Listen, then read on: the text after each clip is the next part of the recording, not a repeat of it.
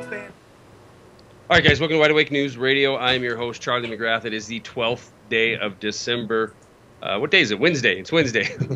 The days are running together. I'm just on this countdown alert, waiting for the 10 days from now when it all comes crashing down next Friday, the 21st of December, the end of the Mayan calendar. And guys, you know, I probably a lot of you guys are just getting sick of hearing this, but man, oh man, it just seems that everything keeps progressing more and more towards some big event happening on or before that date. Now, if I'm completely honest, I did talk with Dex today for a minute in his Skype chat, and he's predicting we're running a rally through Christmas rally through the end of the year, and then way into 2013 before we start to see a real shakeup. I completely disagree with that analysis, and I'll get into that a little bit later on. And we'll try to get Dex from Black Ops Trading in here before the end of the year for sure. All right, I want to welcome, of course, all the Rinse Radio listeners. And again, I figure after about 3 or 4 months of us simulcasting on Rinse as well as Oracle, I'll stop welcoming the crowds every single night. But just to put that reminder out there, thank you to Doug O and the folks over at Blacklisted News and Oracle Broadcasting for broadcasting us live on Oracle. And again, thanks to Jeff Rince for broadcasting us nightly on the Rinse Radio Network. If you're listening and not in our chat room, you can go over to wideawakenews.com, click on the Wide Awake Radio microphone, and that will take you into the chat room. We have about 40 folks in there right now, and we have a great program lined up for you tonight. Coming up here in just a minute, Michael Olenick. You guys might remember that name. He was on here with Matt Widener at about a month ago or so. And I spoke to him a little bit via chat during that interview that Matt had with him. Matt filling in for me while I was in the process of the whole sinus surgery deal. And I said yes, I definitely want to get him back on here. Fascinating guy. We're going to get into it with him here in just a minute. He will be our guest for the first hour. Hour number 2 tonight, we will have Fabian for Liberty joining us again on the program. Always interesting when he's on here. Good information. And we're going to, for the second hour, I want to take a look at some of the obvious expansions that are happening under the cover of fiscal cliff of the expansions of the military and security industrial complex. A lot of stories coming out today that I want to cover with Fabian. But in this first hour with Michael, with his expertise, I want to get in a little bit talk about what's going on financially, because the picture that's being painted for the world right now that we're seeing on a daily basis in the markets, on the mainstream media, on the mainstream business media, is that all hands are on deck to fix the fiscal cliff. It's all about we got to get the fiscal cliff under control, man. Oh my God, if we don't do it now, the world's coming to an end. But behind the scenes, underneath the surface, the same exact games that brought us here are continuing to go on. Today there's stories out galore about the Fed stepping up their bond purchasing, billions and billions and billions of dollars a month to go ahead and keep this so-called recovery alive. In fact, they want to have open-ended quantitative easing until the jobless rate returns to 6.5%. Now, even using a cooked, erroneous U3 number, 6.5% is a long, long way away by the most optimistic government statistics, which are garbage to begin with, as far as I'm concerned. They're putting that number out there until mid to late 2015. Forget about it. Forget about it. The only thing this means to you, that I believe this means to you and anybody listening right now, is they've announced that they're not going to stop printing money. They're not going to stop indebting this nation in order to keep a dying financial system alive. To keep it going. They're going to keep pumping in money that you, me, our children, our grandchildren, everybody we've ever known that lives in this country, and frankly, people around this planet are going to be responsible for paying for in order to make these companies that brought us here continue to be healthy on paper. And they're going to keep, this is not, this is what we get. This is the slippery slope that a lot of people talked about in 2008, where you have, once you begin, once you open Pandora's box and you begin calling these institutions systemic and too big to fail and too important to let go, and once you start giving them this kind of unlimited resources, it's the same thing as giving them unlimited power. And we went down this road to the point now that they don't ask anymore. There's no more, feel-good moment of asking the American people or our so-called representatives if this the best thing to do, if this is a course that's sustainable. They're just doing it, plain and simple. And to make matters even worse, they're convincing the masses in this country that the fiscal cliff is the most dire, the most imminent threat that our nation faces financially. And the truth be told, the fiscal cliff, we got pushed off of this quite some time ago. What's coming with the fiscal cliff, one way or the other, is the pain of austerity that a lot of folks, myself included, have been saying for the last 4 years. Look, it's not rocket science. It's coming. This austerity's coming. They've committed this financial crime, right? They haven't held anybody accountable for it. They've made a lot of these folks that brought us here heroes for turning companies around, and Michael here in a second is going to explain exactly how they turned some of these companies around. They've made these people icons. We can't live without them. People like Jeffrey Immelt, people like Warren Buffett, people that are running these companies that should be at this point in time public utilities, but they're not. They're still for-profit profit centers that can't lose because their profits going into their pockets and their failures will go into your pocket. The note will go into your pocket. This is the cliff we went off a long time ago, but at the end of the day, they're going to come and ask you to be the scapegoat. They're going to come and ask you to pay the bill. They're going to come and ask you to give a little bit, give a lot of bit, give till you bleed. And this is the point we're at. And truly the fiscal cliff. And Michael, I'm going to bring you on now. Michael Olenick, the founder of Naked Capitalism, author and all-around great guy. And before, I do want you to give your background a little bit, just so for the audience that wasn't listening last time you were on, or maybe this is the first time they've heard you. Give us a little bit of your history. But I want to leave you with a question first. Fiscal cliff, and I know we got a lot of things to cover, but the fiscal cliff is inevitable, right? At least what the mainstream's telling us now is this dire fiscal cliff dilemma that we're facing. The results of doing nothing are inevitable, right? We're going to pay more money out of our future in order to pay for the reckless behavior of a bunch of corrupt folks on Wall Street and a bunch of corrupt politicians. And we're going to have to, by necessity, right, we're going to have to increase the amount of money that we're giving, and we're going to have to decrease the amount that we get from we the people, our government. Michael Olenick, welcome to the program. Welcome back. Thank you, Charlie. First of all, I want to thank you for having me on. And then I want to see if I could maybe correct something. You said they're going to come and ask us for something. They're not going to come and ask for anything. Right. They're just going to come and take. That's right. And that's exactly what we've already seen. Yeah. And that's exactly and if I said ask, and I've said multiple times on the program and done multiple commentary videos, the last time these folks asked for anything, for jack, was in 2008.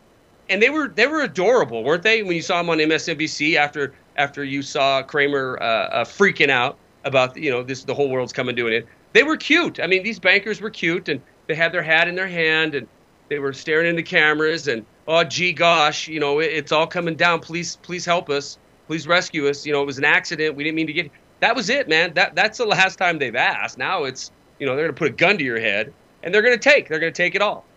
Yeah, well, they kept taking right between, before, during, after the taking. Really, the only thing that they don't do on the taking side is, I was going to say bribing, but probably the right word, I guess, is lobbying politicians. In which case, they do pay out plenty of money. But besides that, no, it's a one-way street, and that would be from everybody else right back to them. Getting back to my background, I don't own a blog on the capitalism and a few other websites. I'm sorry. I thought you founded that animal. Eve Smith. Eve is a kind of well known and on her own. She is a genuine legend in her own, but she has a small stable of bloggers, and I'm one of them. I had my own site and finally gave it up because she has an enormous following. Hold on a second. I ranted on a little bit too long. When we come back, I want to start with giving us your background, and then we'll get into this financial fantasy situation we find ourselves in. We're going to be back with Mike with more Wide Awake News Radio in just a few minutes, guys. Hang tight. Guys, welcome back to Wide Awake News Radio. I'm Charlie McGrath, your host, 12th day of December, Wednesday. Michael Olenick is our guest tonight, and I just want to make, before Michael gives us his background, because I didn't do a very good job clock management in that first segment. Before I do that, though, I keep forgetting to mention that we are live on Justin TV. If you want to watch me and Michael, we're both streaming live video. If you want to watch the program there, listen to the feed there, you more than certainly can just access the link in the chat room and watch us do this live on Justin TV as well. If you're more than happy not looking at our faces, then keep listening the way you're listening. Michael Olenick, give us a little bit of your background, and then let's get into some of the chicanery that we see going on. I'm happy to, Charlie, and again, thank you for having me on your show. So my background, my more recent background, I'm an entrepreneur. I make companies, and I've done that forever. I typically build them. I sell them off to other big companies, and lately I've become almost, not even almost, I am an academic researcher. Universities hired me, but that's because of the more recent work with the financial crisis. What happened was originally, and this is one roundabout story, a high-volume bankruptcy lawyer called me and asked me to build him a computer program to help with his filings and help with other bankruptcy lawyer filings because their volume was increasing as the economy was beginning to melt down. And I was kind of reluctant. Consumer debt wasn't really the type of thing I was, but fine. He was persistent. I said, we'll build a prototype. One of the issues they have is finding fraud on bankruptcy applications. Lawyers get in terrible trouble, not just the wait a minute. Were you working for this program? Were you working for people trying to find fraudulent loans from banking institutions or chain of custody of title or that kind of thing? Or were you working on the other side? Not at first. No, I wasn't working for the other side. I was working for a bankruptcy lawyer just to make sure when people went bankrupt, the debtors, it's a consumer advocate, to make sure when people went bankrupt that what they put onto their bankruptcy applications was accurate. Because if the lawyers don't very carefully check it, they end up in trouble, almost as much trouble as the debtors. They could really, really get nicked under some. So we put together this program, and as part of testing the fraud checkers, I ran through old cases, and what popped out where the names of the banks weren't correct, where the amounts weren't correct, where things didn't match, where the dates of the cases didn't match, were the foreclosures. But it was never, and I mean never, not once, the debtors. It was the banks themselves. And at first he said, because he hadn't been, this is when things were, I think it's before the financial crisis, things were just beginning to melt. Mm-hmm. And he said, no, that can't be right. Your program has to have a bug in it, Michael. And I said, I don't think. So we checked. We added many more records. At one point I had millions of foreclosure cases loaded into the system. But, at first it was a few dozen and then a few hundred and then a few thousand. And we saw the same pattern. I saw the same pattern over and over again. And explain that pattern. And I know we're kind of getting off topic here, but it's fascinating. Explain that pattern that you found in the institutions that were doing the foreclosing. So what the program would check was that the debts were established when the debtors, or in this case the banks, it checked for both, it's computer rights, I didn't care, that they were established when they said they were, that they were for the amount that the people said they were, that it was the right bank, that everything had been sequenced correctly. It was checking dates on when things had happened because there's rules about bankruptcy. And it just turned out these giant reports saying, no, the dates are wrong, the banks are wrong, the amounts are wrong.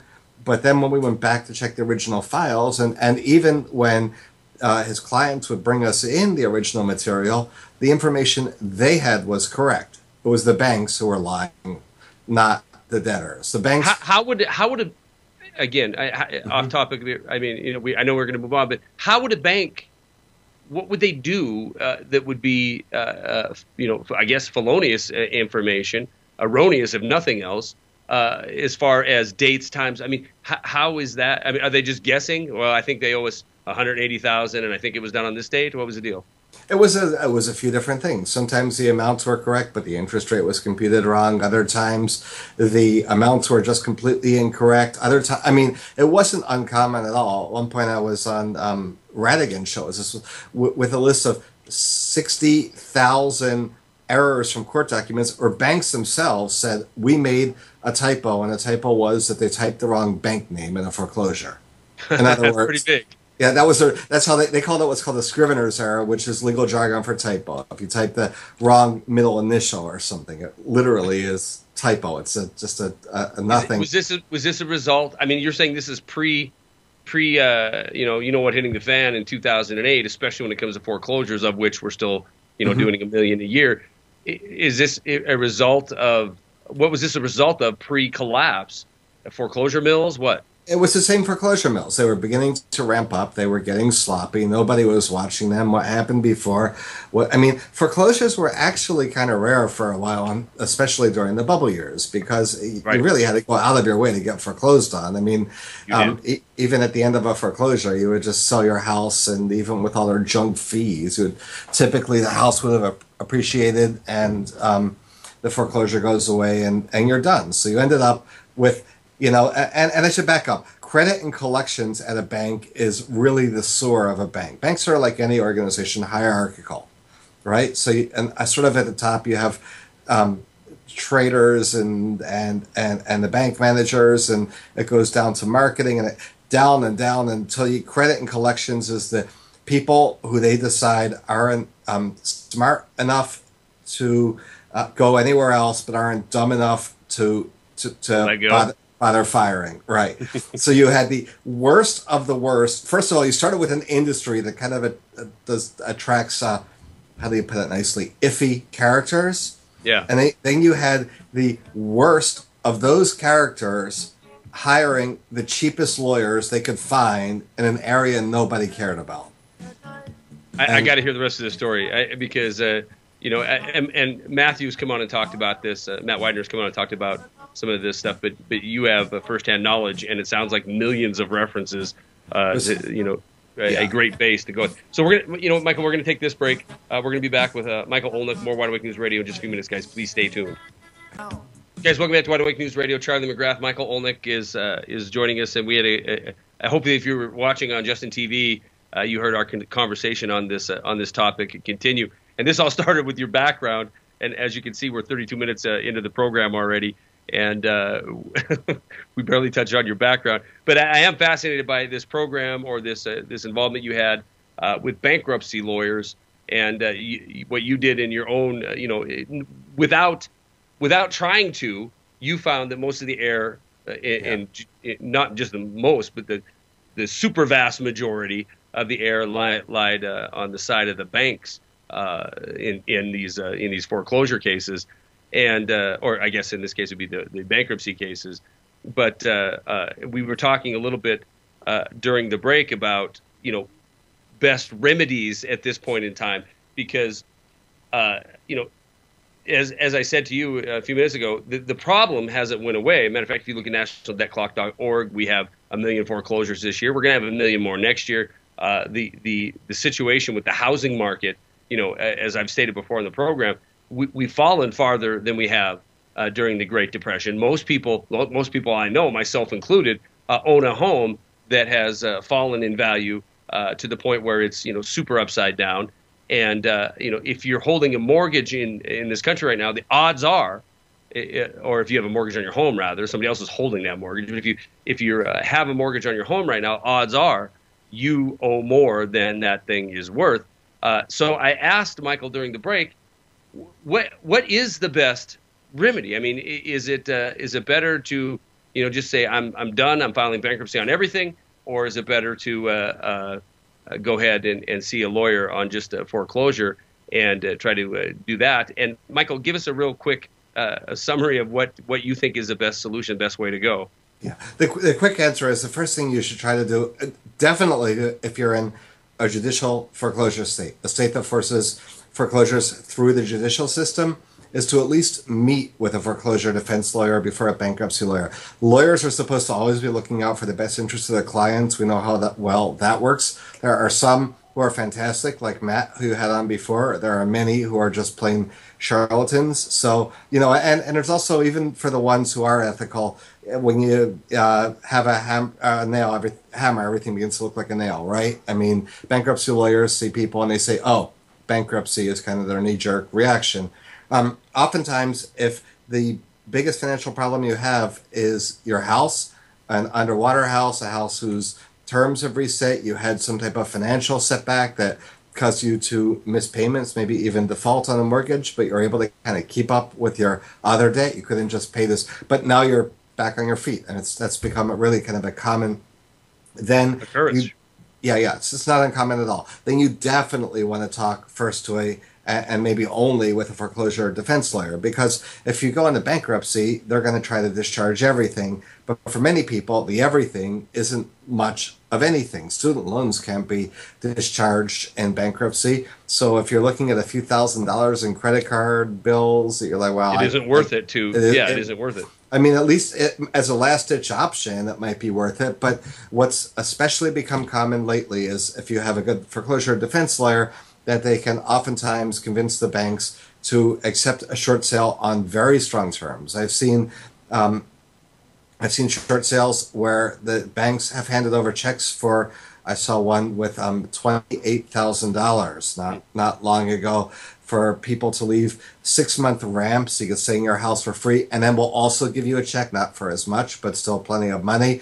I've seen short sales where people, they don't record it to credit bureaus. They just say, okay, the loan was paid off. So if you get a lawyer and the banks know you have a lawyer and they're able to pull that together, I would say it's definitely worth pursuing a short sale, a deed in lieu, and then lately principal reductions have also become, especially if your house is in a neighborhood where the value of all the houses have tanked. I live here in South Florida, and I drive around, and there's whole neighborhoods decimated. I remember one story. This was, even for this area, kind of uncommon, but not so uncommon. So it was a heavily contested foreclosure in a neighborhood that was kind of iffy. It had come around because other homes became too. So this person just fought tooth and nail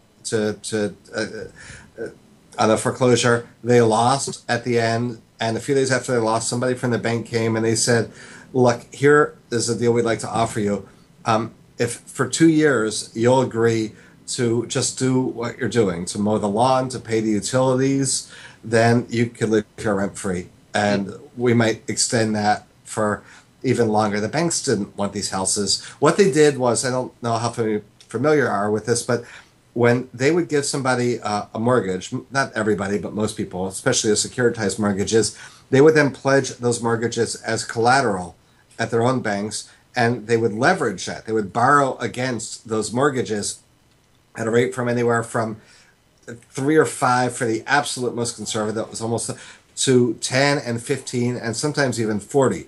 So, for example, if, say, you had a $500,000 mortgage at a 10-to-1 collateral, the bank has $5 million low interest or no interest, virtually no loan to go play with, to go trade with, to go. So it's like when you default, they really, a lot of times, could care less about these little houses. They just wanted, they call it raw material, to go sit in their vaults and put together. I tend to know more bankers than usual because I'm a data person. They know my feelings. I'm just overtly, I believe that they really, especially during the bailout times, played around with the free market system to come up with an answer, that solution that completely turned the market on its side. Secretly, many of them actually agree, which is strange, but bankers will call because data is data, and they may not like what it says, but at the end of the day, they trade and they'll talk about it. I do tend to work much more closely with like foreclosure defense lawyers or plaintiff lawyers, people suing on securities lawsuits, and with universities, especially researchers just trying to figure out what happened. Oh, getting back to my original program. So yeah, when we loaded it with more and more data, we found rather than individual cases of fraud, one-off mistakes, patterns of systemic fraud that just couldn't be explained away. And later on, we found out that was, they don't call them foreclosure mills for no reason. They're right. mills, they're machines. A bunch of computers that crank these things out. And they found it sometimes on purpose, sometimes just out of laziness. A lot easier to just make it up than to do it illegally and accurately. I don't know why, actually, because one of the things I realized is just a person who did similar work, not working for them, it wouldn't have cost them a whole lot more to do it accurately. But this was and still is a very lazy, very entitled, very arrogant group of people. They're used to It seems there's certainly been a motivation over, let's say, since 2008, when all hell broke loose, right? And all rules are out the window and everything was rewritten. There's a motivation for these banks to get this done and get it done now, get it done under the cover of all of this. We have carte blanche from the Federal Reserve. We have carte blanche from legislators. We have, there's really nothing we can do wrong. But the only thing that would be detrimental to our institution, and I'm not talking regional banks here, I'm talking, too bigs. The only thing that they could do wrong is delay. You can't delay. You got to get all your crap onto the backs of the people while the getting's good, right? We have this golden opportunity. And Michael, the golden opportunity is what we've been for these banks anyway, is what we've been living in over the last half a decade. And when that time runs out and the music stops, here they'll sit, right? Because they've rushed, they've implemented things such as these foreclosure mills and spent billions and billions of dollars on lobbying as well as lawyers to prosecute these foreclosures and get rid of the junk. When the music stops, well, it'll all be sitting here on the backs of the people because it's been converted in a lot of cases into these quasi-government agencies like Freddie and Fannie, or outright into sovereign debt. So it seems there certainly could be an argument made, at least I tried to just make one, for why we've seen the pedal to the metal and the use of things such as foreclosure mills to get this stuff cleared out of their system one way or another as quick as possible while the goose is still laying the golden egg. Yeah, absolutely. I mean, one of the things that really just I saw a lot of problems, especially in my data sets, but just as a business person, one thing that really bothered me was the misuse of the term back in the day, and we still hear it going on, moral hazard. Yeah. And it was redefined to mean what bankers called morally hazardous, which isn't at all what moral hazard means. What moral hazard means is setting up a condition where the risk you take is externalized, is shoved off to somebody else, and which gives you an incentive to do the wrong thing. The classic example was in fire insurance. So if you are able to insure a house that you don't own, that you don't take part in, that you don't, well, you also have a pretty strong incentive to go and burn it down, which not only takes the person in the house and puts them in a problem, it messes the whole neighborhood up, it's expensive for everybody. You come out ahead, other people don't come out so ahead. That's what's called moral hazard. When we talk about strategic defaulters, people not paying their loans, there's actually an enormous number of very persuasive, typically very conservative judges and economists. That for whatever reason, they tend to be much, much more conservative, like Judge Posner, who turns around and says, it is immoral to keep going on a contract when breaching it is cheaper. Okay? There's moral hazard, and then there's moral and morality. And some people might say, look, I signed up and I'm going to pay forever. Others say it's called economic efficient breach. If it makes sense to go, if it's cheaper for me to go breach a contract, then I'm going to go do that because we're supposed to do, if everybody did whatever's in their best economic interest, and the whole economy is going to come out ahead. But the gist is, and you just hit it right on the nail, right on the head, Charlie, is that the banks have realized that they're in a period where, under the guise of too big to fail, TBT, they can get away with externalizing anything at all. We are in an anything goes world. They talk a lot sometimes, and they say, they'll whine and they say, oh, well, things don't go our way in foreclosure court. The legal contract system's just broken down. Nonsense. The contract system's been winding its way around. It's always supposed to be checked by judges. If the contracts are legit, then they'll be enforced. But where the contracts really broke down is when there was this massive break coming up. Yeah, we do have one coming up here, and I was going to just let you in on a point, but we'll pick it up on moral hazard and the grab for cash, because that grab for cash, the grab for cash, we call that segment. We're going to be back with Michael Olenick and more Wide Awake News Radio, guys. Please hang tight. Down by the man. All right, welcome back to Wide Awake News Radio. Gary Hindershot is now officially the man. Keeps me down. The man's keeping me down. This is our final segment with Michael Olenick, the fascinating interview that we started almost 45 minutes ago.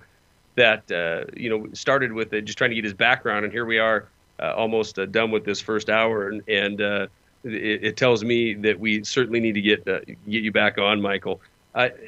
We left off with the anything goes. This is the time period we live in. This is the golden moment for a bunch of big institutions to unload it all, man. Unload it all, put it on the backs of the people, one way or the other, one form or another. Externalization is the way of the world now, huh? You have a problem, you shuck it off onto somebody else. Definitely. And it comes to an end. Two-part question. It comes to an end when, and then is this fiscal cliff? Give me your take on the fiscal cliff. What happens going forward in the next, just several days? There's gonna have to be all kinds of negotiations done, deals done. I see it, and I'll make this brief here, but I see it as an opportunity, a political opportunity for the folks in D.C. to use this cliff as cover in order to do what we know is coming. Right? Look at Greece. Look at the rest of Europe. Give me your take on when does the grab for cash for these too big to fails stop, and when do the people get stuck with the tab?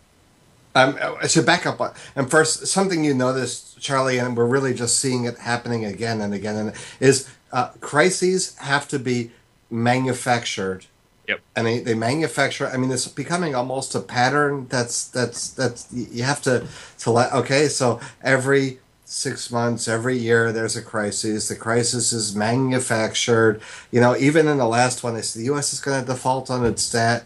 Like anybody thought the U.S. would actually stop paying its bills for more than a millisecond, and the bond market reacted by actually decreasing the price of U.S. debt. So it doesn't really, when people have to bet with their own money, it doesn't happen. But at the same time, look, Bernie Madoff lasted for decades before everything came falling down. I actually thought that we'd already sort of be finished by now. I mean, we've seen so many bailouts piled on top of others. You can only pull so much. We have more bailout money than we had mortgage debt money. I worked on a farm for when I was a lot younger, and we kind of knew you push the animals so far, but if you push them any further, they got sick, fell over, and died. And eventually, the U.S. public is going to end up just like that. We've just been milk. Our overall, I read somewhere today, our blended tax burden is about 40% on average when you take in federal, state, the they give it. I don't know, who knows how many names, fees, right, and this and that. And at the same time, what we get back for that is decreasing, right? Public universities are going up dramatically in cost. I'm fortunate and blessed enough to live in a good school district and with my kid, but if I wasn't, private school tuition is going through the roof. I'd be paying it and not getting anything back at all. So we see public pensions, public government workers who it's enormous, unlike anything that people in the privates. It's not sustainable. So at some point, we're going to have to go Greece, or to just print $1 zillion and decide, okay, we don't care what it does to inflation, and literally pay our own debt with basically paper. Right. But is it sustainable forever?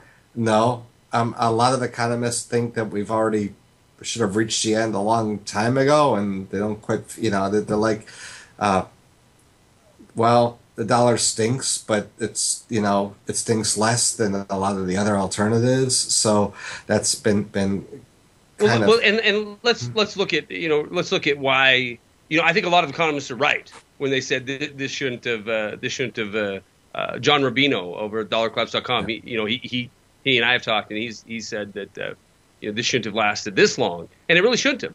But it just goes to show you that free market capitalism, it doesn't exist. There's no such thing on this planet, at least in the United States, a free market capitalism. We have this command economy that is completely, totally owned now by the Federal Reserve. And if it wasn't for the Federal Reserve coming out with one program after another, again, asking it first, now just, the hell with it, we're doing it. We're doing $40 billion a month forever.